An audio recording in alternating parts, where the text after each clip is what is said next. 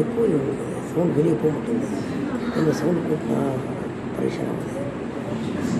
கொஞ்ச நாள்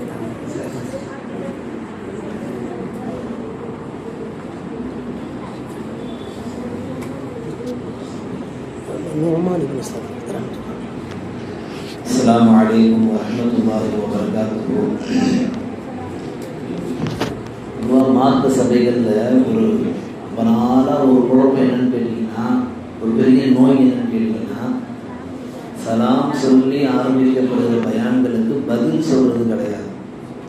நிறைய பேர் மைண்ட் செட் என்னென்னா, மனசுக்குள்ள சொல்லிக்கிறான் சார், மனசுக்குள்ள சொல்கிறது அல்லா அறிவான். நாம் அதை வெளிப்படுத்தி சொல்லும்போது தான் அதுக்கான நன்மைகள் முழுமையாக கிடைக்கும். அடுத்தவங்களுக்கு ஒரு விழிப்புணர்வாக இருக்கும். இனி வரக்கூடிய மார்க்க சபைகளில் எந்த ஆலிம் அல்லது எந்த பேச்சு பேச யார் தொழுவதற்கு முன்னாடி சலாம் சொன்னாலும் சலாம் கபுலல் கலாம் ரசூல் ஸல்லல்லாஹு அலைஹி வஸல்லம் சொன்னதை போன்று பேசுவதற்கு முன்னால் சலாம் சொல்லி பேச்சை ஆரம்பிங்கள். அடிப்படையில் மீண்டும் ஒரு முறை அல்லாஹ்வுக்காக எனது சலாமை சொல்லி என் வார்த்தையை துவங்குகிறேன். நல்ல பதில்களோடு இன்ஷா அல்லாஹ் நமக்கு கொடுக்கப்பட்ட தலைப்போடு கொடுக்கப்பட்ட நேரத்தோடு பேசி முடிக்காத அல்லாஹ் எனக்கு தௌஃபீக் செய்வானாக. ஆமீன். அஸ்ஸலாமு அலைக்கும் வரஹ்மத்துல்லாஹி வபரகாத்துஹு. இப்போதான் நிகழ்ச்சி ஒரு முழுமை அடைந்த மாதிரி இருக்கு. அல்ஹம்துலில்லாஹ். பார்த்த அல்லாஹ் நல்லடியார்களே, மாணவ கண்மணிகளே, ஜமாத்தார்களே, பள்ளி நிர்வாகிகளே, பள்ளிவாசல் இமாம் அவர்களே மற்றும் அனைத்து உள்ளங்களுக்கு அல்லாஹ் தஆலா ஈமானுடைய வெளிச்சத்தை, ஈமானுடைய நேரான பாதையை மௌத் வரைக்கும் நிரந்தரமாக வழங்குவானாக. ஆமீன். இங்கே எனக்கு முன்னால் மாணவ செல்வங்கள் சிறப்பான முறையில் நல்ல நல்ல தலைப்புகளில் நல்ல நல்ல விஷயங்களை ஒரு மத்தியில் சொல்லியிருப்பார்கள். அல்ஹம்துலில்லாஹ். இந்த மதரசாவுடைய பேர் முஹம்மது முசாபி. அந்த அடிப்படையில் ஒரு சஹாபியினுடைய பெயர், பெரும்பாலும் மதரசாக்கள் சஹாபியுடைய பேர்களை வைப்பது நோக்கம் என்னன்னு கேட்டிங்கன்னா, அவங்க ஈமான் எவ்வளோ வலுவாக இருந்ததோ, எவ்வளோ பலமாக இருந்துச்சோ அதனுடைய அசலாத்து அப்படியே மதரசாவுக்கு பிரதிபலிக்கும். ஓதுகிற மாணவர்களுக்கு அது கிடைக்கின்ற ஒரே அடிப்படை காரணமாக தான் மதரசாக்களுக்கு, பள்ளிவாசலுக்கு சஹாபாக்களுடைய பேர்கள் வைக்கப்படுது. புரியுதுங்களா? இந்த அடிப்படையில் மார்க்க கல்வி இல்லை என்றால் என்ன என்ற தலைப்பில் சில நல்ல செய்திகளோடு நம்ம சிற்றாற்று நேரம் சிந்திக்கும். பார்த்தவர்களே, அல்லாஹ் தஆலா குர்ஆனில் பேசுவான். குர்ஆனில் நீங்கள் பார்த்தீங்கன்னா அந்த 6666 ஆயத்துக்களில் பேசியிருக்கிறோம். ஆனால் அல்லாஹ் ஃபஸ்ட்டு குர்ஆனில் முதல்ல பேசின ஆயத்தை நீங்கள் கேட்டிங்கன்னா மக்தப் மாணவர்கள் கூட சொல்லுவாங்க இக்ரா அப்படின்வாங்க. அந்த இக்ரா என்ற வார்த்தைக்கு நீங்கள் தமிழில் தர்ஜுமாவில் போய் அர்த்தம் பார்த்தாலும் சரி, தஃசீரில் பார்த்தாலும் சரி, அல்லாஹ் சொல்லுவான் இக்ரா நபியே நீங்கள் ஓதுகிறார், நீங்கள் படிப்பீரார். ஸல்லல்லாஹு இந்த உலகத்திற்கு வரும் பொழுது அல்லாஹ் முதல்ல எதை கொடுக்கணும்? துனியாவுக்கு வரும்போது துனியா சார்ந்த அறிவு கொடுக்கணும். அல்லது துனியாவில் வாழும்போது பொருளாதாரத்தினுடைய தேட்டத்தை கொடுக்கணும். அல்லது துனியா சார்ந்த மோகங்களை கொடுக்கணும். அல்லாஹ் துனியா சார்ந்த எதையுமே கொடுக்கல. அல்லாஹ் முதல்ல நபிகள் நாயகத்துக்கு ஃபர்ஸ்ட் அல்லாஹ் பேசிய முதல் வார்த்தை இக்ரா. நீங்கள் நல்லா கவனிக்கிறீங்க. நீங்கள் பெற்றோர்கள் வந்திருப்பீங்க, தாய்மார்கள் வந்திருப்பீங்க, ஓதுற மாணவர்கள் இருக்கிறீங்க. அல்லாஹ் முதல்ல இந்த மனித சமுதாயத்துக்கு முகமது நபி கிட்ட ஃபர்ஸ்ட் பேசின வார்த்தையை நபியே நீங்கள் அல்லாஹ்வின் பரிசுத்த பெயரை கொண்டு ஓதுகிறார். அப்படின்னா என்ன அர்த்தம்? இந்த உலகத்துல முஸ்லிம்களா பிறந்தவங்க கலிமா சொன்ன அத்தனை பேருமே முதல் வேலை நமக்கு என்ன தெரியுமா? அல்லாஹ்வுடைய கலாம தினம் ஓதுறது. அதை தாண்டி தான் அடுத்த வேலை. இப்போ இன்னைக்கு இந்த கலாம் ஓதுறதுல பெரிய பலவீனம் அடைஞ்சிருக்கிற நாம். கலாமை தொட்டு பார்க்கறது கூட கிடையாது இந்த சமூகத்தில். நான் பல பயான்களில் சொல்லியிருக்கிற கலாம் ஷெரீஃபை எப்போ பயன்படுத்துகிறாங்க தெரியுமா? யாராவது ஒரு புது வீடு கட்டிட்டாங்கன்னா குர்ஆன் ஓதுறாங்க. என்ன அதில் உங்களுக்கு லாபம் போயிருமே, நீங்கள் ஓப்பனாக பேசுகிறீங்களே அப்படின்னு யாரும் நினைக்க வேணாம். ஒரு ஹக்கா வருவதற்கான பொருளாக நிறைய நான் சொன்னாங்க. நீங்கள் உண்மையை சொல்லுங்கள், அது கசப்பாக இருந்தாலும் பரவாயில்லன்னா. இப்போ இந்த சமூகத்தில் குர்ஆனை புது வீட்டுக்கு ஓதுறாங்க, அல்லது கல்யாணமாக போகிற வீட்டுக்கு ஓதுறாங்க, யாராவது மைத்தாயிட்டாக ஓதுறாங்க. இதெல்லாம் வரவேற்கத்தக்கது தான். இந்த நன்மையெல்லாம் போய் அவங்களுக்கு சேரும், வீடு பிரகாசமாக இருக்கும், ஜொலிக்கும், எல்லாம் ஓகே தான். வெறுமனே இதுக்கு மட்டும் சடங்காக வச்சு ஓத வேண்டிய கலாம் அது கிடையாது. தினந்தோறும் ஒவ்வொரு வீட்லேயும் ஒவ்வொரு ஆணும் பெண்ணும் ஒவ்வொரு வாலிப யுவதிகளும் சின்ன குழந்தைகள் அந்த சிறார்கள் அத்தனை பேருமே குர்ஆனை ஓதிட்டு தான் அடுத்த வேலையை செய்யணும். நான் சில விஷயங்களை சொல்லிக்கிட்டே வரேன், அப்படியே கவனத்தில் எடுத்துக்கிட்டே வாங்க. அல்லாஹ் முதல்ல பேசுறது என்கிற நபியே நீங்கள் ஓதுகிறார். இப்போ அந்த அடிப்படையில் நாம் ஓதுவதற்கு ரொம்ப முக்கியத்துவம் தரணும். ஒரு காலம் இருந்தது மதர்சாவுடைய வேதனைகள், மதர்சா இல்லாமல் ரொம்ப அவதிப்பட்டுச்சு இந்த உமர். மதர்சாவுக்கு பெரிய ஒரு வறுமை இருந்தது, பெரிய வறட்சி இருந்தது. மதர்சாக்கள் இல்லாமல் நிறைய பேர் அறியாமையில் போனாங்க. இதே போன்ற குடும்பத்தில் மக்தப் மதர்சா நீங்கள் எடுத்துக்கிட்டீங்கன்னா 2-3 தான் இருக்கும். ஒரு மதர்சாவில் பார்த்தீங்கன்னா 100 பேர்கிட்ட ஓதுவாங்க. ஆனால் இன்னைக்கு பார்த்தீங்கன்னா அல்லாஹ்வுடைய கிருபையால், தீனுடைய உழைப்பால், நல்லவர்களுடைய பங்களிப்பால் இந்த கோட்டகுப்பம் முழுக்க 20-30க்கு மேற்பட்ட மக்தப் மதர்சாக்கள், வீடுகள் முதல் கொண்டு மதர்சாக்கள் நடக்குது. காரணம் என்னன்னா அல்லாஹ் இந்த தீனுடைய கல்விக்கு அவ்வளவு பரக்கத்தை ஒவ்வொரு ஆண்டு அதிகப்படுத்தி கொண்டே இருக்கிறான். அப்போ மதர்சாக்களுடைய வறுமை ஒரு காலத்துல இருந்தது, இன்னைக்கு அல்லாஹ் அதை நீக்கிட்டான். மதர்சாக்களுடைய வருகை அதிகமாயிடுச்சு. ஆனா ஒரு வேதனை என்ன, அங்க ஓதக்கூடிய மாணவர்கள் குறைஞ்சிட்டாங்க. ஒரு காலத்துல மாணவர்கள் இருந்தாங்க, மதர்சாக்கள் இல்லை. ஆனா இன்னைக்கு மதர்சாக்கள் நிறைய இருக்கு, ஓதுறதுக்கு மாணவர்கள் இல்லை. இஸ்லாமிய உம்மத்துல இந்த மாணவர்களை எப்போ கொண்டு போகணும்? நிறைய பெற்றோர்கள் கவலைப்படுறது என்னன்னா, என் பிள்ளை என் பேச்சை கேட்கவே மாட்டேங்குது. எப்போ சொல்றாங்க? அந்த பையனுக்கு 20 வயசுக்கு எப்போ சொல்றாங்க. என் பொண்ணு என் பேச்சை கேட்க மாட்டேங்குது. எப்போ சொல்றாங்க? அந்த பொண்ணு வயசுக்கு வந்தது பிறகு சொல்றாங்க. அலி ரலியல்லாஹு போய் கேட்டாங்க, பிள்ளைகள் வளர்ப்பதின் ஒழுக்கம் என்னன்னு கேட்கிறாங்க. அலி ரலியல்லாஹு அவங்க சொன்னாங்க, பிள்ளைகள் வளர்ப்பதின் ஒழுக்கம் மொத்தம் 3ன்றாங்க. முதல் செய்தி, இங்க பெரியவங்களுக்கு தெரியும், நான் இங்க சொல்ற ஒரு விஷயம் மாணவ கண்மணியில உங்களுக்கு தான், நீங்க தான் நம்ம கவனமா கேட்கணும், நீங்க தான் இன்றைய கதாநாயகர்கள். அலி ரலியல்லாஹு சொன்னாங்க, ஒரு பெற்றோருக்கு அல்லாஹ் குழந்தையை தந்தான்னா 1 வயசுல இருந்து 7 வயசு வரைக்கும் அந்த பிள்ளைகிட்ட வெறும் அன்பை மட்டுமே செலுத்தணும், வேற எதையும் செலுத்தக்கூடாது. கோபத்தை காட்டவே அறவே 20% காட்டக்கூடாது. பிள்ளைகள்கிட்ட கடும் கோபத்தை நீங்க காட்டினீங்கன்னா முதல் 7 வருஷம் அந்த பிள்ளைகள் பாசத்தை இழக்கக்கூடும். 2வது சொன்னாங்க, 7 வயசுல இருந்து 14 வயசு வரைக்கும் உங்கள் பிள்ளைகளுக்கு ஹலால் ஹராம் சொல்லி கொடுங்க. நீங்க அந்த 2வது 7 வருஷம் ஹலால் ஹராம் சொல்லி கொடுக்கும் பொழுது இன்னைக்கு இந்த சமூகத்துல எவ்வளவு ஹராம்கள் நடக்குது. ஹலால்களை செய்யக்கூடிய இன்றைய இஸ்லாமிய சிறார்கள் எல்லாம் மறைஞ்சிட்டாங்க. தலையில தொப்பி போட யோசிக்கிறாங்க, சுன்னத்தான தாடி வைக்க யோசிக்கிறாங்க, மிஸ்வாக் பயன்படுத்த யோசிக்கிறாங்க, சுன்னத்தான ஆடையை உடுத்த யோசிக்கிறான். இதெல்லாம் எதனால? ஹலால் ஹராம் நாம சொல்லி கொடுக்காம வளர்த்ததுனால. இன்னைக்கு வாரந்தோறும் ஞாயிற்றுக்கிழமை ஆயிடுச்சுன்னா ஏதாவது ஒரு கடைக்கு கூட்டிட்டு போ, அது எந்த கறியோ அது அல்லாஹ் பேர் சொல்லி அதுதானே இல்லையா, எனக்கு அதை வாங்கி கொடு. அதிக இறைச்சி உள்ள போய் மூலம் மந்தமானதுதான் மிச்சம். அந்த இறைச்சிகள் உண்மையிலேயே ஹலாலா ஹராமான்னு தெரியறதில்லை. நீ KFCல வாங்கி தரலன்னா நைட்டு நான் உங்க கூட பேச மாட்டேன். இன்னைக்கு ஒரு நைட்டு தான் இந்த டிமாண்டு, நீ அடுத்த வாட்டி வாங்கி தரணும், இனி எப்போது பேச மாட்டேன். பிள்ளைகள் பெற்றோர்களை கண்ட்ரோல் பண்ற அளவுக்கு இன்னைக்கு இந்த சமூகம் மாறி போயிருக்கு. அலிரலில் சொன்னாங்க, 2வது 7 to 14 வயசு வரைக்கும் உங்க பிள்ளைகளுக்கு ஹலால் ஹராம் நீங்க சொல்லி கொடுத்தீங்கன்னா அந்த பிள்ளைகள் மவுத்து வரைக்கும், எப்படிங்க, இந்த துனியா விட்டு போற வரைக்கும் அவங்க ஹலாலை பேணுவாங்க, ஹராம பேணுவாங்க. இன்னைக்கு இந்த சமூகத்துல ஹலால மாத்திரமே சொல்லித்தரப்படுது, ஹராம சொல்லித்தரப்படுறது இல்லை. சுன்னத்துக்களை மாத்திரமே போதிக்கப்படுது, ஹராம்களை போதிக்கப்படுறது இல்லை. சிறு வயதிலிருந்து அந்த குழந்தைகளுக்கு புகை ஹராம், மது ஹராம், போதை ஹராம், மாது சூது, தவறான பார்வை, பேச்சுகள் எல்லாமே ஹராம்ன்றது 7 வயசுல இருந்து ஆசிரியர்கள் சொல்லித்தரது ஒரு பக்கம் இருந்தாலும் கண்டிப்பா பெற்றோர்கள் தினம் சொல்லித்தரணும். நான் ஒரு கேள்வி கேட்கிறேன் பெற்றோர்களை பார்த்து, என்னைக்காவது அந்த பிள்ளைகளை கூப்பிட்டு வச்சு ஒரு நாளாவது ஹலால் ஹராம் என்னன்னு தெரியுமா அப்படின்னு கேட்ட சரித்திரம் உண்டா நம்ம குடும்பங்கள்ல? அந்த பிள்ளைகளோட 70 வருஷம் வாழ்ந்துருக்கும், ஆனா ஹலாலையும் சொல்லி கொடுத்துக்க மாட்டோம், ஹராமையும் சொல்லி கொடுத்துக்க மாட்டோம். ஆனா ஒரு கட்டத்தில் அவன் ஹராம செஞ்சுட்டான், அவனை போட்டு அந்த அடி அடிக்கிறது. முதல்ல யார் அடிக்கணும்? ஹராம ஹலால சொல்லித்தரது உங்களை தான் முதல்ல பனிஷ்மெண்ட் பண்ணணும். இப்போ பிள்ளைகளுக்கு ஹலால் ஹராம் சொல்லித்தர தவறுனதுனால இந்த உம்மத்துல குர்ஆனுக்கான முக்கியத்துவம் இல்லை, மார்க்க கல்விக்கான முக்கியத்துவம் இல்லை, ஒரு ஷரியத்தை பின்பற்றி வாழக்கூடிய ஒரு பரிசுத்த உண்மையை நம்மளால பார்க்க முடியல. ரொம்ப காலமா இந்த உம்மத்துல ஒரு பெரிய ஒரு வேடிக்கை என்ன போயிட்டு இருக்குன்னா, ஒரு 7 வயசுல இருந்து ஒரு 10 வயசு வரைக்கும் ஒரு இஸ்லாமிய மாஹூல்ல இருக்கிறாங்க.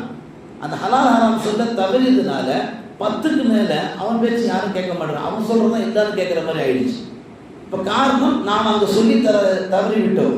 அலிலில்லா சொன்னாங்க, அடுத்து 14 வயசுல இருந்து 21 வயசு வரைக்கும் அந்த பிள்ளைகள்கிட்ட நீங்க தோழமையா பழகுங்க அப்படின்னா. அவன் ஓரளவுக்கு வளர்ந்துருவான், உங்க லெவலுக்கு வந்துடுவான், உங்க ஷோல்டர் அளவுக்கு வந்துடுவான். அவன் தோல்ல கை போட்டு ஒரு தோழனா, ஒரு தோழமையா அப்படி நீங்க பழகுங்க. அவன் வாழ்க்கையில ஏற்படுற எல்லா நல்லது கெட்டதையும் உங்கள்கிட்ட ஷேர் பண்ணுவான். இன்னைக்கு நிறைய வாலிபர்கள், நிறைய யுவதிகள் வீட்டை விட்டு போறதுக்கும், துனியா விட்டு போறதுக்கும், ஷரியத்தை விட்டு போறதுக்கு காரணம் என்ன? அலி ரலியல்லாஹு சொன்ன இந்த 3 பண்புகள்லையும் இஸ்லாமிய பெற்றோர்கள் கடைபிடிப்பது கிடையாது. ஆனா இந்த 3ஐயும் மற்ற மதரசாக்கள் சொல்லிக் கொடுப்பாங்க. இவர்களே அல்லாஹ் குர்ஆன்ல சொல்றான், நபியே நீங்கள் குர்ஆனை ஓதுவீராக. அதுக்குள்ள இத்தனை விஷயங்கள் அடங்கியிருக்கு. ஸல்லல்லாஹு அலைஹி வஸல்லம் சொல்லுவாங்க, தலபுல் இல்மி ஃபரீதத்துன் அலா குல்லி முஸ்லிமின் முஸ்லிமா. இந்த ஹதீஸுக்கு விளக்க அர்த்தம் என்ன தெரியுமா? ஒரு நாளைக்கு எப்படி 5 வேளை தொழுகை எல்லாருமே கட்டாய கடமையோ, மார்க்க கல்வி கற்பது ஒவ்வொரு முஸ்லீமான ஆண் பெண் மீது கட்டாய கடமை. 5 வேளை தொழுகைன்னா நம்மளை பார்த்து என்ன சொல்லுவாங்க? நீ முஸ்லீமே கிடையாதுன்னுவான். தொழுகனத்தை வெளியின்றதான் நம்மளை எப்படி பார்ப்பாங்க? தொழுகை போல நம்ம ஒரு மாதிரியா பார்ப்பாங்க. எப்படி தொழுகை தவற விட்டால் நம்ம இந்த சமூகத்தில் ஒரு இழிவு உண்டாகுமோ, அது மாதிரி மார்க்க கல்வி நம்ம தவற விட்டுட்டோம்னா இந்த சமூகத்தில் நமக்கு இழிவு இப்ப தெரியாது, மறுமையில தெரியும். ஏன்னா இந்த சமூக கல்வியை மதிக்கிறது இல்லையே. ஸல்லல்லாஹு அலைஹி வஸல்லம் சொன்னாங்க, மார்க்க கல்வியை தேடுவது உங்கள ஒவ்வொரு முஸ்லீமான ஆண் பெண் மீது கட்டாய கடமை. இந்த உலகத்துல நீங்க பாத்தீங்கன்னா எது இல்லாம வாழ்ந்துடலாம், ஆனா அறிவு இல்லாம இந்த உலகத்தால வாழவே முடியாது. அதுலேயும் மார்க்க அறிவு அவசியம் வேணும். மார்க்க அறிவு இல்லைன்னா உங்களால தொழுக முடியாது. மார்க்க அறிவு இல்லைன்னா உங்களால குர்ஆன் ஓத முடியாது. மார்க்க அறிவு இல்லைன்னா உங்களால எந்த அமலுமே உன்னதமா உருப்படியா செய்ய முடியாது. உம்ரா எடுத்துங்க, 4 அமல் தான், பெருசா ஒன்றும் கிடையாது. நியத்து வைத்தல், காபா தவாப் செய்தல், சஃபா மர்வா சை ஓடுதல், மொட்டை அடிக்குதல், முடிஞ்சு போச்சு. இந்த 4 தெரியாம 10 வாட்டி உம்ரா செய்யறவங்களா இருக்கிறாங்க. 10 வாட்டியும் குழப்பம், 10 வாட்டியும் தப்பு. காரணம் என்ன? அடிப்படையிலிருந்து நாம் அந்த ஷரியத்தை எடுத்துக்கிறது கிடையாது. அப்ப குர்ஆன் கல்வி நமக்கு எந்த அளவுக்கு முக்கியம்னா, பின்னால் நம்ம செய்யற எல்லா அமலுக்கும் அஸ்திவாரம் மார்க்க கல்வி. அந்த மார்க்க கல்வியை சொல்லி தருவதற்காக வேண்டிதான் இப்படிப்பட்ட மதரசாக்கள் நடத்தப்படுது. மார்க்க கல்வி இல்லாவிட்டால் எந்த நன்மையும் நம்மால் அடைந்து கொள்ள முடியாது. எந்த நன்மையான காரியத்தை நம்மளால உருப்படியா செய்யவும் முடியாது. பெரும்பாலான மஹல்லாக்கள் நீங்க போய் பார்த்தீங்கன்னா நிறைய பேர் தொழுகிறாங்க. மக்ரிபுடைய தொழுகையில 2வது ரக்காயத்துல ஒருத்தர் ருக்குல சஜ்தால சேர்றாரு. இப்ப அவர் என்ன செய்யணும்? அவருக்கு 2 ரக்காயத்து அவுட்டு. சில பேர் இதுல பல வெரைட்டிஸ்ல இருக்கிறாங்க. நாம தொழுகைக்கு வந்துட்டோம், சலாம் கொடுத்துரும் இமாமோட அப்படின்னு கொடுக்குறவங்க இருக்கிறாங்க. சில பேர் நமக்கு எத்தனை ரக்காயத்து போச்சு, சரி எந்திரிச்சு ஒரு ரக்காயத்து தொழுதுரும் அப்படின்னு சில பேர் எதுவுமே கிடையாது. இமாம் பாட்டு தொழு வச்சிருப்பார், இவர் பாட்டு தனியாக தொழுவார். இதெல்லாம் எதனால? இந்த பலவீனம் எதனால? சிறு வயதில் கல்வியை நம்ம கற்க தவறியதுனால. முன்னெல்லாம் சில வெறும் 5 கலிமாவும் முஜ்மல் முஃபஸ்ஸரும் சொல்லி கொடுத்து வீட்டுக்கு போயிட்டு வாங்க அனுப்பி வச்சிருவாங்க. இப்போ அப்படி கிடையாதுங்க. நீங்க நல்ல நுட்பமா கவனிச்சு பாருங்க. இன்றைக்கு உள்ள தீனியாத்துக்கள் எல்லாம் பெரும் பெரும் மதரசாக்களுக்கு டஃப் கொடுக்குற அளவுக்கு கொண்டு போறாங்க. சாதாரண விஷயம் கிடையாது. ஒரு 25 வருஷத்துக்கு முன்னாடி மதரசாக்கள் இவ்வளவு உற்சாகமான ஆண்டுகளை கொண்டாடினதே கிடையாது. எப்பயோ நேரது எங்கேயோ பண்ணும் கோட்டை இந்த வரலாறே கிடையாது. இப்பதான் ஒரு 2010க்கு பின்னாடி நீங்க பாத்தீங்கன்னா மொத்த மதரசாவுடைய ஆண்டு விழாக்கள் ரொம்ப பெருநாட்களை கொண்டு உற்சாகமாக கொண்டாடும். காரணம் என்ன? அந்த அளவுக்கு தீனுக்கு உதவி செய்யற நல்லவங்களும் இருக்கிறாங்க. தீனை கற்றுக் கொடுக்கக்கூடிய இளம் ஆலிம்கள் நிறைய பேர் வந்துட்டாங்க. முன்னெல்லாம் வயசானவங்க இருப்பாங்க, 4 விஷயம் சொல்லுவாங்க, 4 விஷயம் சொல்ல தவிர்த்துவாங்க. இன்னைக்கு அப்படி கிடையாது. எல்லாம் இளம் உலமாக்கள். ராணுவத்துல எப்படி மிலிட்டரி நல்ல பலமா இருக்கிறானோ அது மாதிரி இன்னைக்கு தீனுடைய ஹிதமத்துல உலமாக்கள் பலமா இருக்கிறாங்க. அப்படிப்பட்ட உலமாக்களை நாம் இந்த சமூகம் பயன்படுத்ததான் கேட்டா கண்டிப்பா பயன்பட தவறிவிட்டது. அதனால் ஏற்படக்கூடிய விளைவுகள் தான் இந்த சமூகத்துல தொழுகையில சனா என்ன எப்படி ஓதுன்னு தெரியல, சூரா ஃபாத்திஹா ஓத தெரியல, குர்ஆன் ஓத தெரியல. இந்த பலவீனெல்லாம் மறைன்னு சொன்னா மற்ற மதரசாக்கள்ல மஹல்லா உள்ளவங்க பயன்படுத்தணும். மார்க்க கல்வி இல்லைன்னு வச்சுக்கலாம், இந்த உலகத்துல நாம முழு மனிதன் கிடையாது, பாதி மனிதன் தான். எப்படி பெரியவங்க சொல்லுவாங்க, ஆள் பாதி ஆடை பாதி. அது மாதிரி ஒரு மனிதனுக்கு மார்க்க கல்வி அவசியம். மார்க்க கல்வி இல்லாவிட்டால் எந்த மஜ்லிஸும் அவன் கண்ணியப்படுத்தப்பட மாட்டான். அன்பார்ந்த அல்லாஹ் நல்லடியாது சில விஷயங்கள் நம்ம நுட்பமா கவனிக்கணும். ஸல்லல்லாஹு அலைஹி வஸல்லம் ஒரு சபையில உட்கார்ந்துருக்கிறாங்க. உட்கார்ந்துருக்கும்போது பெரும்பெரும் சஹாபாக்கெல்லாம் உட்கார்ந்துருக்கிறாங்க. ஒரு பால் டம்ளர்ல கொண்டாந்து கொடுக்கப்படுது. நபிகள் நாயகம் ஸல்லல்லாஹு அலைஹி வஸல்லம் இந்த பாலை குடிக்கிறாங்க. குடிச்சு முடிச்சதுக்கு பின்னாடி ரைட் சைடில் பார்க்குறாங்க அனஸ் ரலியல்லாஹு. அப்போ அந்த பாலை கொடுக்க போகும்போது லெஃப்ட் சைடில் அபூபக்கர் ரலியல்லாஹு, பெரும்பெரும் சஹாபாக்கள். இப்போ ரசூலுல்லாஹ் ஒரு நொடி யோசிக்கிறாங்க. என்ன யோசிக்கிறாங்க? சிறுவருக்கு கொடுக்கறதா, பெரியவங்க இருக்கிறாங்க அவங்க கொடுத்துருவோமே அப்படின்னு கொடுக்கவும் இல்லை. ஆனால் கொடுக்கறதுக்கு முன்னாடி யோசிக்கிறாங்க. ஒரு கேள்வி அனஸ்கிட்ட போய் கேட்குறாங்க, அவங்களுக்கு கொடுக்கலாமா? இப்போ நம்மளா இருந்தால் என்ன பண்ணியிருப்போம்? பரவாயில்ல கொடுத்துருங்க யாரும் சொல்லல, பெரியவங்களாக நான் சாப்பிட்டு போடுறோம். ஆனால் அனஸ் அதை விடலை. தனக்கு கிடைச்ச அந்த உரிமையை, அந்த வாய்ப்பை என்னைக்குமே விட்டுருங்க. அதனால தான் அனஸ் ரலியல்லாஹு வரலாற்றில் சிறப்பான இடம் பிடிச்சாங்க. அவங்க இந்த உம்மத்தில் பெரிய சஹாபி. காரணம் என்ன? நபிகள் நாயகம் கொடுத்த அந்த வாய்ப்பை முறையாக பயன்படுத்தினாங்க. நான் சொல்ல வருவது, இந்த மாணவ பருவம் என்பது நமக்கான வாய்ப்பு. இந்த பருவம் தாண்டிடுச்சு வச்சுங்க, 1 to 7 தாண்டிடுச்சு வச்சுங்க, அதுக்கப்புறம் மனசோடைய வாசனை நமக்கு இருக்காது. எப்போ நம்ம 10th கால் வச்சோமோ குரானை இழுத்து மூடிடும். இன்னைக்கு அதுதான் நடக்குது சமூகத்தில். கேட்டால் போர்ஷன் அதிகமாக இருக்குது, படிப்பு அதிகமாக இருக்குது, காலைல போகிறான், நைட்டு தான் வர்றான், அவனை நாங்களே பார்க்க முடியாது, நான் எப்படி மனசாக அனுப்புறது, 1008 வாதங்கள். அதனால் 1 to 7 வயசுக்குள்ள டார்கெட் பண்ணி நம்ம பிள்ளைகளை குரான் ஓத வைக்கணும். நம்ம பிள்ளைகளுக்கு ஹலால் ஹராம் சொல்லிக் கொடுக்குறோம். நம்ம பிள்ளைகளுக்கு தீனுடைய தர்தீபை நாம் சொல்லிக் கொடுக்குறோம். அது நம்முடைய கடமை. பெருமானார் ஸல்லல்லாஹு அலைஹி வஸல்லம் சொல்லி காட்டுவாங்க, சஹாபாக்கள்ல எத்தனையோ சஹாபாக்கள் மார்க்க கல்விக்கு அவ்வளோ முக்கியத்துவம் கொடுத்துருக்குறாங்க. பெருமானார் மௌத்தாயிட்டாங்க. மௌத்தானதுக்கு பின்னாடி இப்னு அப்பாஸ் ரலியல்லாஹு என்ன செய்யறாங்க கேட்டீங்கன்னா, பெரிய மார்க்க மேதை அவர், குர்ஆனுக்கு தர்ஜுமா விளக்கம் தரக்கூடியவர். ரசூலுல்லாஹ்வுடைய மௌத்துக்கு பின்னாடி சில சஹாபாக்கள் அப்படியே நோட்டம் பெறுறாங்க. என்ன நோட்டம் பெறுறாங்கன்னு கேட்டீங்கன்னா, யாருக்கிட்ட எந்த கல்வி இருக்கு, ரசூலுல்லாஹ்வுடைய ஹதீஸ் யாருக்கிட்ட இன்னும் பாக்கி இருக்கு. ரசூலுல்லாஹ் மௌத்தாயிட்டாங்க. இப்போ ரசூலுல்லாஹ்ட்ட எந்த நபிமொழி வராது, ஆனால் ரசூலுல்லாஹ் சொன்ன நபிமொழி இந்த உம்மத்துக்கிட்ட இருக்கு அப்படின்னு சொல்லி ஆய்வு செய்கிறாங்க. ஆய்வு செய்யும்போது ஒரு சஹாபி இப்னு அப்பாஸை பார்த்து கேட்டாங்க, என்னப்பா நீ இப்படி வேடிக்கை பண்ற? ரசூலுல்லாஹ் வாழ்ந்த காலத்தில் நம்ம இருக்கிறோம், அது இல்லாமல் பெரிய பெரிய சஹாபாக்கள்லாம் வாழ்ந்துட்டு இருக்கிறோம், தீன் முழுமை அடைஞ்சிருச்சு, நம்மள்ட்ட இருந்து தீனை முழு உலகத்திற்கு போகுது. இப்போ போய் நீ என்னமோ யார்கிட்ட ஹதீஸ் இருக்கும், யார்கிட்ட குர்ஆன் இருக்கும் போய் நசியத்துக்கு தேடிட்டு இருக்கிறீங்க. இது சொன்ன அடுத்த சமயம் இப்னு அப்பாஸ் என்ன பண்ணாங்க, சொன்னவரை விட்டு ஒரு 2 அடி விலகி போயிட்டாங்க. விலகி போயிட்டு என்ன செய்யறாங்க, யாருக்கிட்ட நபியுடைய நபிமொழி இருக்குன்னு சொல்லி பல கிலோமீட்டர் பயணிக்கிறாங்க. பல கிலோமீட்டர் பயணிச்சு போய் என்ன செய்யறாங்க, அந்த நபிமொழி இருக்கிற அந்த நபர் வீட்டில் போய் நின்று சலாம் சொல்லி அவர் கேட்குறாரு, ஏன் வந்தீங்க? நான் உங்களை பார்க்க வந்தேன். என்ன பார்க்க இவ்வளவு ஏன் வந்தீங்க? ஏதாவது வியாபார விஷயமா? இல்லை இல்லை. ஏதாவது கொடுக்கல் வாங்கலாம்? இல்லை இல்லை. ஏதாவது உறவுமுறை? இல்லை இல்லை. உங்ககிட்ட ஒரு ஹதீஸை கற்றுக்கிட்டு போகலான்னு வந்து, உங்ககிட்ட ஒரே ஒரு ஹதீஸ் இருக்குதாமே, நபியுடைய நபிமொழி ஒன்று இருக்குதாமே, அது என்னன்னு எனக்கு அறிவிச்சு கொடுங்க. நீங்கள் நல்லா கவனிக்கணும், நம்ம வீடெல்லாம் 8 அடி 9 அடியில் இருக்குது மதரசாவுக்கு. இங்கே பார்த்தீங்கன்னா இந்த கிதாப் முழுக்க ஹதீஸ் இருக்கும், கிதாப் முழுக்க மசாயில் இருக்கும். நம்மள எத்தனை பெற்றோர்கள் இதை கற்றுக்க நம்ம அனுப்பி வைக்கிறோம் சொல்லுங்கள்? அந்த காலத்தில் வாகன வசதி இல்லை, விளக்கு வசதி இல்லை, ரோடு சரியில்லை, நல்ல உணவுகள் இல்லை, நல்ல ஆடைகள் இல்லை. ஆனால் உள்ள முழுக்க என்ன இருந்தது? கல்வி, இல்மு, மார்க்க கல்வி எப்படியாவது அடைஞ்சிக்கணும். இது அடைஞ்சிக்க துடிக்கிறவர் யார் தெரியுமா? சதாசிதான மனிதன் அல்ல, குர்ஆனுக்கு விளக்கம் தரக்கூடிய இப்னு அப்பாஸ் ரலியல்லாஹு அவங்க இவ்வளவு ஆர்வம் காட்டுறாங்கன்னா கல்வி எவ்வளவு பெரிய மானோடி, கல்வி எப்பேற்பட்ட ஒரு அற்புதமான ஒரு நியமத். 3 எழுத்துக்குள்ள நம்ம பிள்ளைகள் நாம உள்ளடக்கலன்னு சொன்னா இந்த சமுதாயத்தில் நம்மளை கொண்டு போய் அவங்க எங்க வேணாலும் அடக்கம் பண்ணுவாங்க. எங்க வேணாலும், காவல் நிலையங்கள்ல, நீதிமன்றங்கள்ல, அல்லது ஒரு அடிதடிகள்ல நாம நம்ம பிள்ளைகள் முன்னாடி தலைமுறை தான் நிற்கிறோம். எத்தனையோ காவல் நிலையங்கள்ல பெற்றோர்களுக்கு முன்னால பிள்ளைகள் சொல்றாங்க, இனி நான் உங்க பேச்சு கேட்க மாட்டேன், இனி உங்க பேச்சுக்கு நான் மதிப்பு தர மாட்டேன். பெத்து வளர்த்து ஆளாக்கி நல்லது கெட்டது எல்லாத்தையும் சொல்லி கொடுத்து யாரோ ஒரு பெல் அடிச்சதுக்காக வேண்டி அவன் பின்னாடி தான் நான் போவேன் அப்படின்னு சொல்லி காவல் நிலையங்களில் ஒரு பெண் பிள்ளை தன் பெற்றோர்களை பார்த்து சொல்லுதுன்னா இதுக்கு யாரு காரணம்? உஸ்தாதா? இந்த மகன்ல பொறுப்புதாரிகளா? பெற்றோர்கள் தான். அதனால தான் நான் சொல்றேன், முறையிலே கிள்ளி வைக்கணும்னுவாங்க. நீங்க முறையில கிள்ள தவறிட்டீங்கன்னா, அதை நீங்க திருத்த தவறிட்டீங்கன்னா வயது கடந்ததுக்கு பின்னால் நாம தான் வருத்தப்படணும். நான் கடந்த ஜும்மால சொன்ன ஞாபகம் இருக்கு. இன்னைக்கு பிள்ளைகளை சரியா வளர்க்க தவறினதுனால நிறைய வீடுகள்ல பெற்றோர்கள் மட்டும்தான் உயிரோட வாழ்றாங்க, பிள்ளைகள் எல்லாம் மண்ணறைக்கு போயிட்டாங்க. எத்தனையோ பிள்ளைகள் நம்ம ஊர்லயே, நான் சுற்றுலா போறேன், அங்க போறேன், இங்க போறேன்னு சொல்லி பேரண்ட்ஸுக்கு அடங்காம, ஒரு உஸ்தாதுக்கு அடங்காம, இங்கேருந்து 2 வீலர் பைக் எடுத்துக்கிட்டு இவ்வளவு தூரம் பல கிலோமீட்டர் பயணிக்கிறாங்க. போனவங்க நிலைமை என்ன ஆச்சுங்க? துனியாவில் இருக்கிறாங்களா?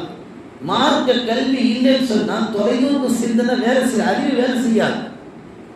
நீங்க ஒவ்வொரு ஆலிம்கிட்ட போய் கேளுங்க. இந்த மாசத்துல உங்களுக்கு உஸ்தாத் ஹஜ்ரத் இருக்கிறாங்க, அவங்கள்ட்ட கேளுங்க. ஒவ்வொரு ஆலிம் ஒரு கதை சொல்லுவாங்க.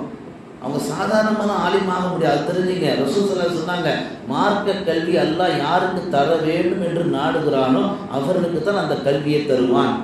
ஃபகீஹு ஃபித்தீன், அல்லாஹ் யார தீன்ல ஃபகீஹா, யார ஞானம் மிக்கவனோ அல்லாஹ் உருவாக்கும் நாடணும், அவங்கள தான் உருவாக்கும், எல்லாரையும் உருவாக்கிட மாட்டான்.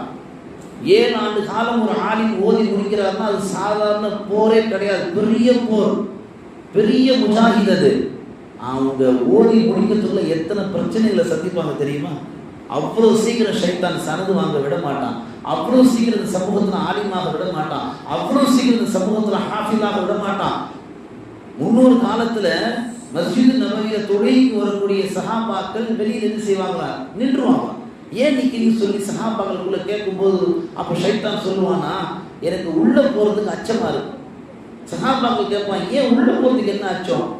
அப்போ ஷைத்தான் சொல்லுவானா, இல்லை இல்லை, உள்ள பள்ளிவாசலுக்குள்ள ஒரு மார்க்க அறிஞர் படுத்து உறங்கி கொண்டிருக்கிறார். நான் 1000 மனிதர்களை 1000 ஆபிதுகளை சர்வ சாதாரணமாக ஓரிரு நொடிகளில் கெடுத்துட்டு வந்துடுவேன். ஆனால் ஒரு மார்க்க அறிஞரை என்னால் எத்தனை முறை முயற்சித்தாலும் அவரை என்னால் கெடுக்கவே முடியாது. எந்த பேப்பர்லையாவது, எந்த நீதிமன்றத்திலாவது, எந்த காவல் நிலையத்தையாவது ஆலிம் சாப் தப்பு செஞ்சாங்கன்ற வரலாறு உங்களால் காட்ட முடியுமா? எத்தனையோ ஆலிம்களுடைய குருமார்கள்லாம் இன்னைக்கு மாட்டுறாங்க. ஆனால் ஆலிம் சாக்கள் எந்த காலத்துலையும் மாட்ட மாட்டாங்க.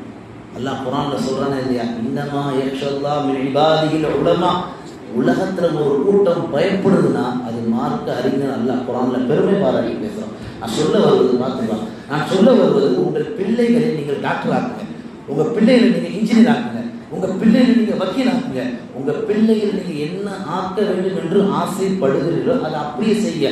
ஆனால் உங்கள் பிள்ளை டாக்டர் ஆகிறதுக்கு முன்னாடி மார்க்க அறிஞராக இருக்கணும். அப்போ தான் மருத்துவத்தில் நேர்மையாக வேலை செய்வான். உங்கள் பிள்ளை வக்கீலாக ஆகிறதுக்கு முன்னாடி ஒரு மார்க்க அறிஞராக இருக்கணும். அப்போ தான் நேர்மையாக வாதாடுவான். உங்கள் பிள்ளை ஒரு இன்ஜினியர் ஆகிறதுக்கு முன்னாடி அவர் மார்க்க அறிஞராக இருக்கும். அப்போ தான் ஒழுங்காக வீட்டை கட்டுவான். நீங்கள் பாருங்கள், இந்த சமூகத்தில் மருத்துவத்தில் நிறைய குளறுபடிகள், வக்கீல் வாதாடுறதுல நிறைய குளறுபடிகள், ஒரு கட்டிடத்தை கட்டுறதுல நிறைய குளறுபடிகள்.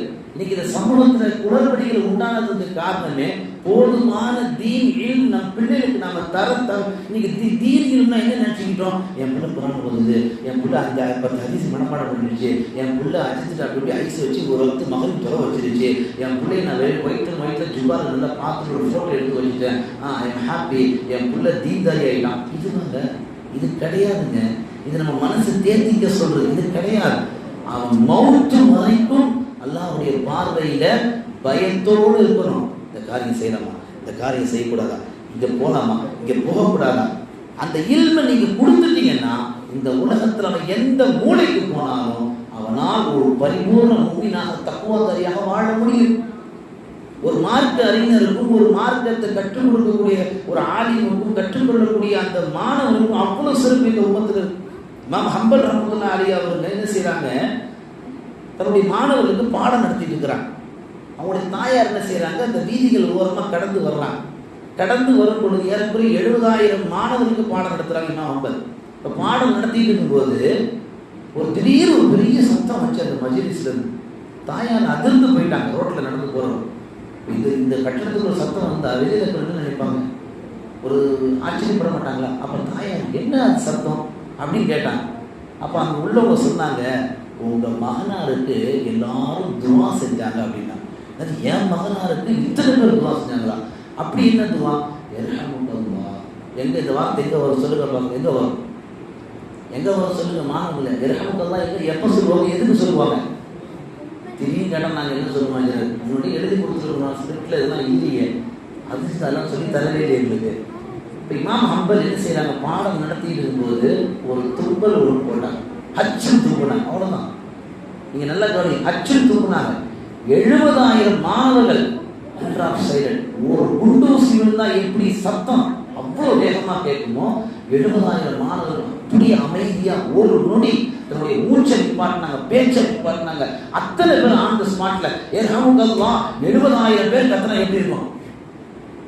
ஏன்னா 7 பேர் இல்லை, 8 பேர் இல்லை, 10 பேர் இல்லை, 70,000 70,000 பேர் ஒரே டைம்ல அல்லாஹ் உங்களுக்கு ரஹ்மத் செய்யணும் அப்படின்னா அந்த சபை எப்படி இருக்கும்? இமாம் அம்பர் ரஹ்மத்துல்லாஹிடைய தாயார் அன்னைக்கு தான் அவங்க உணர்ந்தாங்க, என் மகனை நான் ஓத வைத்ததுல எவ்வளோ பெரிய நன்மை என்பதை உணர்ந்தாங்க. இதை நான் ஏன் சொல்ல வரேன்னா, இந்த மார்க்கத்தில் ஒவ்வொன்றும் அற்புதமான அமல். ஒரு முஸ்லீம் தூங்குறாருன்னா தூங்குறவர் அல்ஹம்துலில்லாஹ் சொல்லணும். நீ யாருன்னு சொல்ற? யாரும் சொல்றது இல்லை. நான் ஏன் இதை அழுத்தமாக சொல்றேன்னா, துன்புறதுல கூட அல்லாஹ் நம்ம ரூஹை வாங்கிடுவோம். நான் போச்சு வடநாட்டில் 3 இளைஞர்கள் நடந்து போகிறாங்க. நடந்து போகும்பொழுது ஒரு இளைஞன் அச்சுன்னு தூங்குனான். அடுத்த நொடி கீழே விழுந்து இறந்து போகிறான். அவன் உடலை ஆய்வு செய்கிறாங்க. போஸ்ட்மார்ட்டம் பண்ணும்போது இவன் தும்பல்ல, இவன் ஹார்ட்டு நின்றுச்சு அப்படின்றான். காரணம் என்னன்னு கேட்டிங்கன்னா, ரசூல் ஸல்லல்லாஹு அலைஹி வஸல்லம் அன்றைக்கே சொல்லிட்டாங்க, எந்த எம்பிபிஎஸும் கிடையாது ரசூலுல்லாஹ், எந்த லேபுக்கு போய் படிக்கலை. ரசூலுல்லாஹ் என்ன சொன்னாங்க தெரியுமா? எந்த மனிதன் எப்படி தூங்குனாலும் தூங்கும்போது அப்படி மேலே ஆகாயத்தை பார்த்து தூங்க மாட்டான். நம்மளாம் அப்படியே தூங்குறோம், அப்படியே தூங்குறோம். அப்படி எப்படி தூங்குறோம்? தூங்கும்போது தலைக்கு போகுது, தலை நோக்கி பூமி நோக்கி தான் போகுது. அப்போ நம்ம தூங்கும்போது நம்முடைய இருதயத்தினுடைய துடிப்பு ஒரே ஒரு நொடி அது நிற்குதுன்றான். ஒரே ஒரு நொடி கத்ரா, ஒரு எள்ளு, ஒரு பயிறு, ஒரு அரிசி, ஒரு தூசி அளவு அந்த ஒரு செகண்ட் அந்த இதயத்தை அல்லாஹ் நிப்பாட்டும். அடுத்த கணம் அந்த இதயம் துடிப்பதிலும் அல்லது அப்படியே நின்று போவதிலும் அல்லாஹ்வுடைய நாட்டம். நம்மள எத்தனை பேர் அச்சு தூவான் சனி எப்படி எத்தனை பேர் திட்டம்? நம்ம இஸ்லாமிய சமூகமே தும்பல் என்பது எவ்வளவு பெரிய ஞாபகம் தெரியுமா? ஆதம் அலைஹிஸ்ஸலாம் அல்லாஹ் படைச்சி முதல்ல அவங்க அல்லாஹ் புகழ்ந்த முதல் வார்த்தை அல்ஹம்துலில்லாஹ். அது தும்பல் வழியாக சொல்லி மார்க்க உலமாக்கள் எழுதுறாங்க.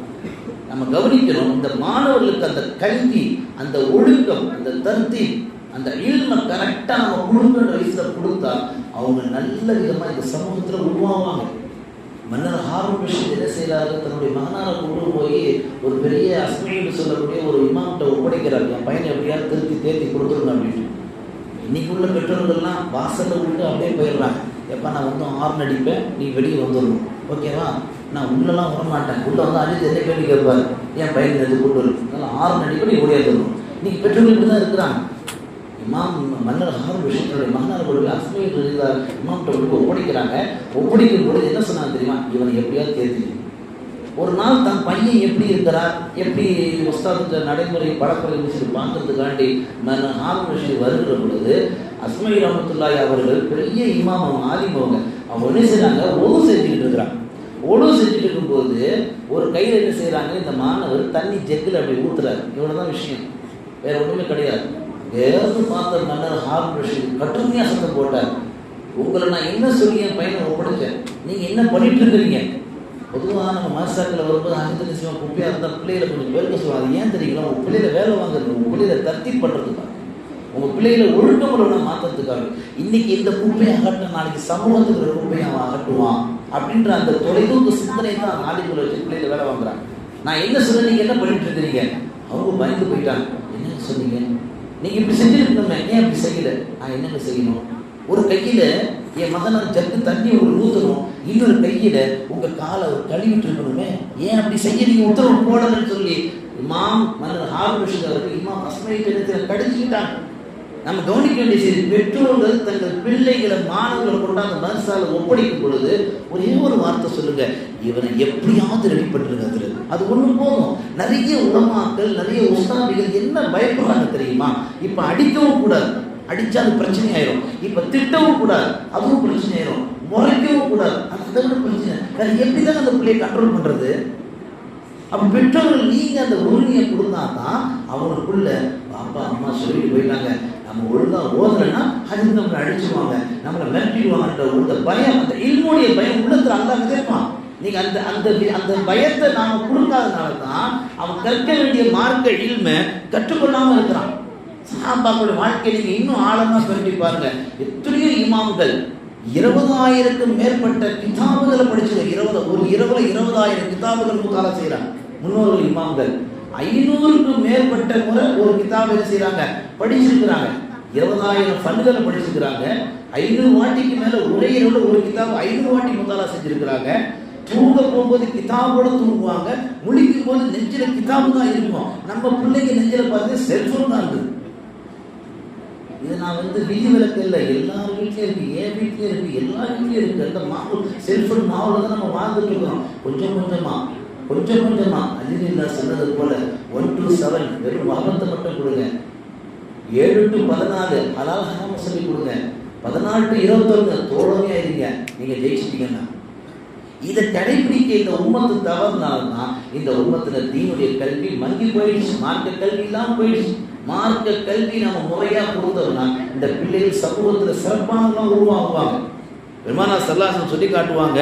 இமாம் முஸ்லீம் ரஹ்மத்துல்லாஹி அலைஹி அவர்கள் பதிவு செய்கிறாங்க. அவங்கள பற்றி என்னன்னு கேட்டிங்கன்னா, அவங்க ஒரு வாட்டி இரவு என்ன செய்கிறாங்க, ஒரு கிதாபை முத்தாலா செய்ய உட்காந்தாங்க. கிதாபை முத்தாலா செய்ய உட்காரும்போது பக்கத்தில் கூடையில் வெறும் பேர்ச்சப்படும் அன்பளிப்பு கொடுப்பாங்க. அந்த காலகட்டத்தில் நிறைய அன்பளிப்பு கொடுப்பாங்க. இமாம்களுக்கு, ஹதீஸில் தொகுப்பவர்களுக்கு, மசாய தொகுப்பவர்களுக்கு செய்வாங்க. நிறைய அன்பளிப்புகள் சாப்பாடாக கொடுப்பாங்க, தானியங்களாக கொடுப்பாங்க. அப்போ ஒரு கூட நிறைய பேர்ச்சப்பழம் கொடுத்தாங்க. என்ன செய்யறாங்க, இமாம் முஸ்லீம் அவங்க ஒவ்வொரு பேர்ச்சப்பழமாக சாப்பிடுறது. அது எத்தனை பேர்ச்சப்பழம் அதுவும் கணக்கிடலை, எத்தனை சாப்பிட்டோம் அதையும் கணக்கிடலை, எவ்வளோ உள்ள போயிருக்கு அதுவும் கணக்கு இல்லை. கூட முழுக்க சாப்பிட்டாங்க. என்னங்க அவங்க கூட முழுக்க பேர்ச்சப்பழம் சாப்பிட்டா இப்படி காத்தால பார்க்குறாங்க, உடல் ரூஹ விட்டு போயிடுச்சு. அவ்வளவு பேர்ச்சப்பழத்தை ஒரே இரவுல சாப்பிட்டதுனால அவங்களுடைய ரூஹ அவங்களுக்கு போயிடுச்சு. காரணம் என்ன எழுதுறாங்க தெரியுமா, அவ்வளோ கூர்மையா அவ்வளோ சிந்தனையா கிதாபுகளை முத்தாலால இருந்தாங்க. இன்னைக்கு நம்ம பிள்ளைங்க செல்ஃபோன் பார்த்துக்கிட்டே சாப்பிட்றாங்க. இன்னைக்கு நம்ம பிள்ளைங்க செல்ஃபோனுக்கு அதிக முக்கியத்துவம் கொடுக்குறாங்க. இரவுல தூங்கும் போது செல்ஃபோனோடவே தூங்குறாங்க, செல்ஃபோனோடவே எந்திரிக்கிறாங்க. ஆனால் ஆரம்ப காலத்தில் இமாம்கள் கிதாபுகளுக்கு தீனுடைய கல்விக்கு அவ்வளோ முக்கியத்துவம் கொடுத்தாங்க. அவ்வளவு முக்கியத்துவம் கொடுத்ததுனால தான் தங்கள் தங்களை விட்டு போகிறது கூட அவங்களுக்கு தெரியாமல் இருந்தது. எத்தனை இமாம்கள் நமக்கு சொல்ல முடியும். இமாம் அபு யூசுப் ரஹ்மத்துல்லாஹி அலைஹி அவர்கள் அவங்க என்ன செய்யறான்னு கேட்டீங்கன்னா, சக்கராத்துடைய நேரத்தில் இருக்கிற இமாம் யூசுப் அவர்கள் சக்கராத்துடைய நேரத்தில் இருக்கும் பொழுது சில மாணவர்கள்லாம் வந்தாங்க. வந்து கேட்குறாங்க, ஹஜ்ஜுடைய காலங்களில் ஜம்ராத்தில் எந்த நிலையில கல்வி எறியது ஜாயிஸ், நின்றுக்கிட்டு இருக்கும்போது கல்வி எறியது ஜாயிஸா அல்லது வாகனிச்சுட்டு இருக்கும்போது கல்வி எறியது ஜாயிஸா அப்படின்னு மாணவர்களுக்கு மத்தியில் ஒரு வாதம் உரையாடல் போயிட்டு இருக்குது. சக்கராத்து நேரத்தில் இமாம் அபு யூசுப் ரஹ்மத்துல்லாஹி அவங்க சொல்றாங்க, நின்றுட்டு இருக்கும்போதும் கல்வி எறியக்கூடாது, வாகனத்தில் பயணிக்கும் போது கல்வி எறியக்கூடாது. முதல் ஜம்ராத்தில் 1-2 சுற்றி வருகிற பொழுது சைத்தான கல்லில் சுற்றி வருகிற பொழுது ஜம்ராத்தில் கல்வி எறிவு தான் ஜாயிஸானது. நிற்கும் போதும் அடிக்கக்கூடாது, வாகனத்தில் பயணிக்கும் போது அடிக்கக்கூடாது. இப்போ நீங்கள் நல்லா கவனிங்க, ஒரு ரூஹ் பிரிகிற நேரம் சக்கராத்துடைய நேரம், அந்த நேரத்தை தன்னை பற்றி கவலைப்படுவாங்க, தன் குடும்பத்தை பற்றி கவலைப்படுவாங்க, இந்த உலகத்தை விட்டு போற நினைச்சு கவலைப்படுவாங்க. இந்த எந்த காலியுமே இல்லை. உயிர் பிரிகிற நேரத்தில் இல்மு, உயிர் பிரிகிற நேரத்தில் மார்க்க சத்துவா, மார்க்க சட்டங்கள். இப்போ இந்த அளவுக்கு நமக்கு முன்னோர்கள் வாழ்ந்தாங்கன்னா இதனுடைய ஆரம்ப விதைகள் யார்? அவங்களுடைய பெற்றோர்கள். இப்போ பெற்றோர்கள் ஒரு உறுதி, ஒரு அசம் எடுக்கணும், என் மகனை தொடர்ந்து நான் மார்க்க கல்வி கற்க நான் அனுப்புவேன், என் மகனை தொடர்ந்து மார்க்க இல்மை கற்றுக்கொள்ள நான் அனுப்புவேன். எனக்கு கொடுக்கப்பட்ட நேரம் முடிஞ்சிச்சு. ரசூல் ஸல்லல்லாஹு அலைஹி வஸல்லம் சொன்னாங்க, ஒரு ஊர் அல்லா தண்டிக்க நாடிட்டான். உங்களுக்கு தெரியும் தான், நான் இப்போ சொல்லிட்டு ஒரு எல்லா விஷயம் நீங்கள் பயான்களில் கேட்டது தான். நிறைய பேர் மைண்ட் செட்டில் என்ன ஓடுனா, वो दिन वो बयान में सुनिया है, 2 वर्ष पहले सुनिया है, वो बयान ये बोलते हैं, क्या है नफा इसमें, पुराना चावल पीसो அப்படின்ற மைண்ட் செட்டும் ஓடும். மார்க்கத்தில் சொன்னதை திரும்ப திரும்ப சொல்லத்தான் இல்மு, ஈமான், தகீரா. சொல்ல கேள்விப்படலையா, ஒரு ஈமான்தார் வீட்டுக்கு ஒரு நாளைக்கு 70 வாட்டி போங்கன்னா நம்மள யார் போகிறோம்? நாம் 70 வாட்டி போனோம்னா கண்டிப்பாக ஒரு ஈமான்தாரியை ஆக்கிடலாம். புரியுதுங்களா? அப்போ ஒரு விஷயத்தை திரும்ப திரும்ப நம்ம பதிவு பண்ணணும்னா தான் அல்லாஹ் அந்த விஷயத்தில் அசராத்தை உண்டாக்குவோம். ரசூலுல்லாஹ் சொன்னாங்க, ஒரு ஊரை அல்லாஹ் தண்டிக்க நாடிட்டான். கடைசியில் என்ன ஆச்சு, அந்த ஊரில் உள்ள ஒரு மாணவன் மக்தப் மதர்சாவுக்கு போய் அல்ஹம்துலில்லாஹி ரப்பில் ஆலமீன் அப்படின்ற குர்ஆன் ஆயத்து, ஒரே ஒரு ஆயத்து தான் ஓதுனார் சூரா ஃபாத்தியாவில். அந்த ஊர் அல்லாஹ் 40 ஆண்டு காலம் தண்டனை தள்ளி போடுறான்னு சொல்லி தப்ரானி கிதாபில் பதிவு செய்யணும். நீங்கள் நல்லா கவனிக்கணும், ஒரே ஒரு ஆயத்தை ஓதுனதுக்கு அல்லாஹ் ஒரு ஊரை தண்டிக்க 40 வருஷம் தள்ளி போடுறாங்கன்னா, நீங்கள் உங்கள் பிள்ளைகளை தொடர்ந்து மேர்சாக்கு அனுப்புனா இந்த பகுதி அல்லாஹ் எப்படி பாதுகாக்கணும் சொல்லுங்கள். நாம் வாழ்கிற பகுதி அல்லாஹ் முழுசாக பாதுகாக்கணும்னா, எந்த சேதாரம் வரக்கூடாதுன்னா, எந்த நோய் நம்மளை தாக்கக்கூடாதுன்னா, எந்த முஸ்லிம்கள் வந்து அடையக்கூடாதுன்னா, நம்ம பிள்ளைகள் தொடர்ந்து மார்க்க கல்வியை கற்றுக்கிட்டே இருக்கணும். ஈசா அலைஹிஸ்ஸலாம் நடந்து போகும்போது வழியில் பாதை நடந்து போகிறோம், கபர்ஸ்தானை கடந்து போகிறாங்க. ஒரு கபரில் அதாப் செய்யப்படுது. அல்லாட்ட துவா செய்கிறாங்க, என்னையா தான் இப்படி அதாவது காதுக்கு கேட்குற மாதிரி இருக்குது, இப்படி ரகசியம் என்ன சொல்லிட்டு போயிட்டாங்க. திரும்ப ரிட்டர்ன் வரும் பொழுது கபரில் அதாப் சைலண்ட் ஆகிடுச்சு. அல்லாஹ் அவங்களுக்கு புரிய வைக்கிறான், ஈசாவே, இந்த மனிதர் அடக்கம் செய்யப்படுவதற்கு முன்னால் என் கோபத்திற்கு ஆளானவர், இந்த மனிதர் அடக்கம் செய்யப்பட்டதற்கு பின்னால் என் ரஹ்மத்துக்கு ஆளானவர். காரணம் என்ன தெரியுமா? இந்த மனிதருடைய மனைவி இவருக்கு பிறந்த குழந்தையை கொண்டு போய் மார்க்க சபைகளிலே, மார்க்க கல்வி கூடங்களிலே மார்க்கம் படிக்க அனுப்பி வைத்தார். அங்கு இவர் பெற்ற பிள்ளை பிஸ்மில்லாஹிர் ரஹ்மானிர் ரஹீம், அளவற்ற அருளாளன் நிகரற்ற அன்புடையும் எல்லாம் வல்ல அந்த அல்லாஹ்வின் பெயரால் ஆரம்பிக்கின்ற அந்த சிறு பாலகன், தப்பு செய்யாத அந்த சிறு பாலகன் சொன்ன அந்த நாவில் அந்த வார்த்தை என்னை இரக்கமடைய செய்தது. இவன் பெற்ற பிள்ளை என்னை இரக்கமடையும் என்று சொல்கிற பொழுது நான் எப்படி இவனுடைய தந்தையை தண்டிக்க முடியும் என்று அல்லாஹு தஆலா நபி ஈசா அலைஹிஸ்ஸலாம் இடத்தில் சொன்னதாக வரலாற்றில் பார்க்க முடியும். இப்படி எத்தனையோ செய்திகள், ஒன்றல்ல ரெண்டல்ல, ஏராளமான செய்திகள். ஜனாதிபதி உமர் ரலியல்லாஹு அன்ஹு என்ன செய்கிறாங்க, மக்காவிலிருந்து ஒரு வாட்டி வெளியே ஊருக்கு பெறப்பட்டு வந்துடுறாங்க. வெளியூருக்கு பெறப்பட்டு வந்த பிறகு ஒரு சஹாபிட்ட கேட்குறாங்க. அந்த சஹாபியுடைய பேர் நாபி பின். அவர்கிட்ட கேட்குறாங்க, நீங்கள் இங்கே வந்துட்டீங்களே, இப்போ மக்காவில் யார் கவர்னராக இருக்கிறாங்க? நீங்கள் இங்கே வந்துட்டீங்க, உங்களை தான் நான் கவர்னராக நியமித்தேன். நீங்கள் இப்போ இங்கே வந்துட்டதுனால உஸ்மான் என்ற ஒரு மக்காவுக்கு அருகில் உள்ள ஒரு பிளேஸ் அங்கே வந்துட்டாங்க. இப்போ யார் மக்கால கவர்னர்? அப்போ நாபிக சொல்கிறாங்க, இப்போ அங்கே இப்னு ஹஃப்ஸா என்ற ஒரு நபரை நான் அங்கே கவர்னராக நியமிச்சுருவாங்க. அப்போ உமர் கேட்டாங்க, அந்த இப்னு ஹஃப்ஸான்றது யார்? இதெல்லாம் நம்மளாம் நிறைய சர்வசாதாரணமா எங்கே யார் இந்த மக்களை பார்க்குறேன், இல்லை 2 பசங்க பார்க்குறாங்க, எப்படி 2 பசங்க நீங்கள் கொடுத்துருப்பாங்க? அஜத்தை நீ கேள்வி அஜத்துக்கு தெரியாமல் இருக்கும். மக்தபுக்கு ஒரு பழக்கம் இருக்கும். அந்த ரகசியத்தை சொல்கிறேன், நல்லா ஓதுற மாணவனை அந்த அஜத்து ரகசியமாக வச்சுருப்பாங்க. ரகசிய உஸ்தாத், புரியுதுங்களா? அஜத்தை எங்கே வெளியே போயிட்டாங்கன்னா இப்போ நீ பாடுங்க. தனக்கு ஈர்ப்போதான மாணவன் தானே, எல்லா மாதங்களும் இருப்பான், இந்த மாதம் இருப்பான், இருக்கிறாங்க. உஸ்தாது ரேஞ்சுக்கு ஒரு மாணவன் இருப்பான், அவனுக்கு தெரியாது, அது அஜத்துக்கு மட்டும்தான் தெரியும், அவன் வெளிப்படுத்த மாட்டான். முக்கியமான நேரத்தில் ஒப்படைச்சிட்டு போயிடுவான். அப்போ ரசூலுல்லாஹ் உமர்ல கேட்டாங்க, யாரை ஒப்படைச்சிட்டு வந்து நீ பாட்டுக்கு யாரை உட்கார வச்சு வந்துட்டு என்ன கலவரம் ஆயிடுச்சுன்னு என்ன பண்ணுறது? நாபி சொன்னாங்க, அப்படிலாம் ஒன்றும் ஆகாது, என்ன தகுதி அவர் உட்கார வச்சேன்.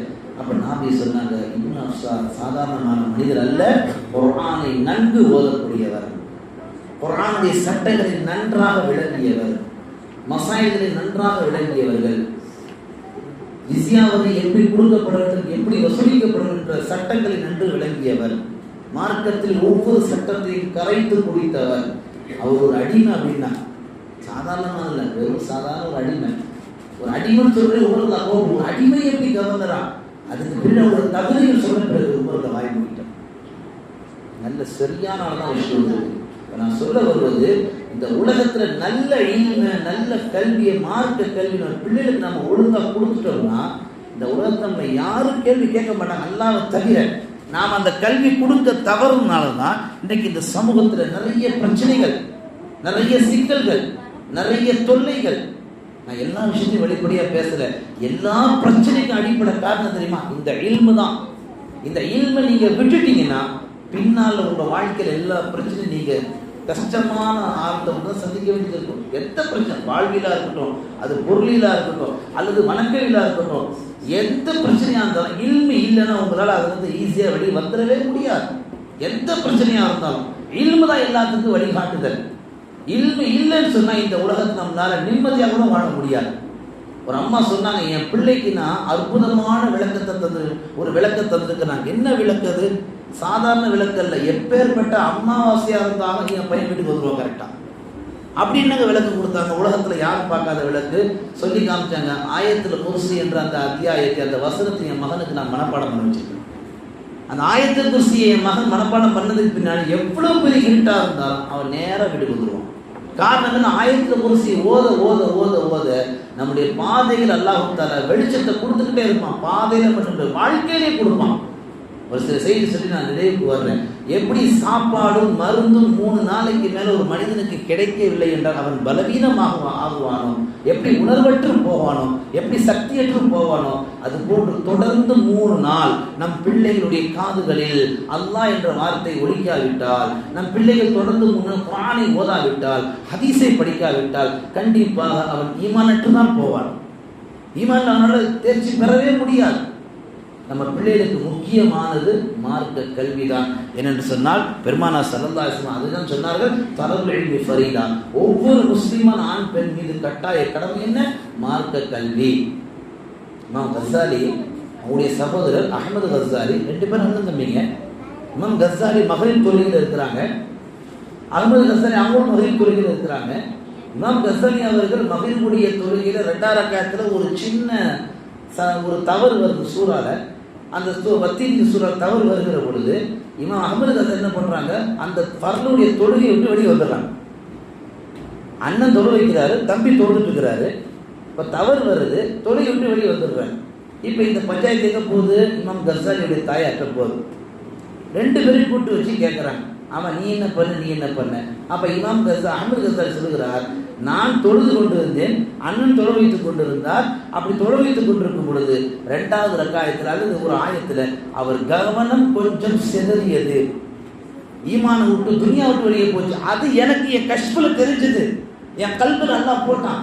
நீங்க நல்லா கவனிங்க, சஃப்ல இருந்து தொழுதுக்கிறாங்க, அல்லாஹ் அடுத்து இவர் தவறு செய்ய போகிறார், இவர் தொழுக துனியா விட்டு போக போகுது, ஈமான விட்டு போக போகுது, வெறுமனே பொம்மையான தொழுதுகிறார் அப்படின்ற அந்த ஞான உணர்வு பார்வையில அஹ்மது கஸ்ஸாலி விலகுனால ஃபர்ம தொழுகை விட்டு வெளியே வந்துட்டான். இவர் முன்னாடி தொல்லை என் தொழுகை இதுக்கப்புறம் கூடாது, இவர் சிந்தனை விட்டு உலகத்தை விட்டு வந்துட்டார், ஈமான விட்டு வந்துட்டார். அப்ப அடுத்து அவங்களும் விட்டு கேட்கிற கஸ்ஸாலிட்ட, நீயே அந்த மாதிரி தொழுகிற தவறா ஓதுன, நீ தவறா ஓதுறதுக்கு காரணம் என்ன? இவர் ஒரு நியாயமான காரணம் சொல்ற, தொழுகை விட்டு போனது. அவர் ஒரு நியாயமான காரணம் சொல்றார், நான் தொழுகைக்கு வர்றதுக்கு முன்னாடி சில மசாயல்களை தொகுத்து சட்டங்களை ஆய்வு செஞ்சுட்டு இருந்தேன். அப்படி தொழுகையில் இருக்கும் பொழுது ஏதோ ஒரு சட்டம் ஏதோ விட்டது போல ஒரு சிந்தனை, ஏதோ ஒன்று எனக்கு தடுதல் நெருடல் ஏற்பட்டுச்சு. அதனாலதான் என் தொழுகையில ஆயத்துக்களை சிதறிச்சு, என் கவனம் மாறிச்சு. இன்னைக்கு நமக்கு கவனம் எதுல போகுது? 4 கடை வச்சுக்கிறேன், 3 கடை வாடகை வந்துருச்சு, 4 பொம்பளை வச்சுக்கிறேன், 2 பேரை கட்டி கொடுத்துட்டேன், எனக்கு இத்தனை நோய் இருக்கு, 2 நோய்க்கு மாத்திரை போட்டுக்கிட்டேன், நான் இத்தனை வண்டி வச்சுக்கிறேன், 2 வண்டி வாட்டர் சர்வீஸ் விட்டுட்டேன். இதற்கு நம்ம தொழுகையில் ஏற்படக்கூடிய ஹலல் அன்னைக்கு எப்படி இருந்துச்சு? முன்னோர்களுக்கு ஒரு தவறு இமாம் செய்தால் தொழக்கூடிய மாமும் அதை உணரக்கூடியவராக இருந்தார். தொழுகைக்கூடிய இமாமுக்கு தவறுல சிந்தனை மாறுவதா இருந்தாலும் அது தீன் சார்ந்த சிந்தனை. ஒரு பக்கம் தவறு இருந்தாலும் மறுபக்கம் வாழ்நாள் முழுக்க முன்னோர்கள் இமாம்கள் நல்லவர்கள் இந்த மார்க்க கல்வியை பிடிச்ச வாழ்ந்தார்கள். அப்படிப்பட்ட வாழ்க்கை தான் உங்கள் பிள்ளைகள் வாழ வேண்டும் என்று இங்கு உள்ள மஹல்லா சாத்திகள், இந்த பள்ளிவாசலுடைய பொறுப்புதாரிகள், உங்களுக்கு ஆசானா இருக்கக்கூடிய ஹஜ்ரத் பெருந்தகை அவர்கள் ஆசையாக இருக்கிறது. இந்த ஆசையை நிறைவேற்றுவது மாணவர் கல்வியில் உங்களுடைய கட்டாய கடமை. இதில் அல்லாஹு தஆலா இந்த பயான்ல கேட்ட உங்களில் எத்தனை பேருக்கு இதாயத்தை தந்தான்னு தெரியல. ஆனால் என்னுடைய ஆசை என்ன, நான் பேசுகிற இந்த பயான் உங்களுக்கும் பிரயோஜனம் தரணும். உங்களுடைய பரம்பரையில உங்களுக்கு பின்னால் வரக்கூடிய கடைசி ரூல் வரைக்கும் அல்ல இந்த பயானுடைய அசராத்த பிரதிபலன் தருன்ற நியத்துல தான் நான் பேச ஆரம்பிச்சேன். எல்லாம் அல்லாஹ் தஆலா எந்த பேச்சுக்களை நாம் ஈமானுக்காக ஹிதாயத்திற்காக நம்முடைய நேரான பாதைக்காக பேசப்பட்டதோ கேட்கப்பட்டதோ அது அப்படியே பேசியதன் பிரகாரம் கேட்டதன் பிரகாரம் அமல் செய்யக்கூடிய நன்மக்களாக அல்லாஹ் நம்மை கபூல் செய்வானாக. இந்த புனிதமான மஜ்லிஸிலே இந்த நல்ல ஒரு விழாவிலே என்னையும் பயான் செய்வதற்காக இந்த நிர்வாகத்தில் உள்ளவர்கள் தேர்ந்தெடுத்து என்னை அழைப்பு கொடுத்ததற்கு ஜஸாக்குல்லாஹ் என்ற நன்றியை சொல்லி என் வார்த்தையை நிறைவு செய்கிறேன். ஆமீன். வ ஆஃபிரு தஅவானா அல்ஹம்துலில்லாஹி ரப்பில்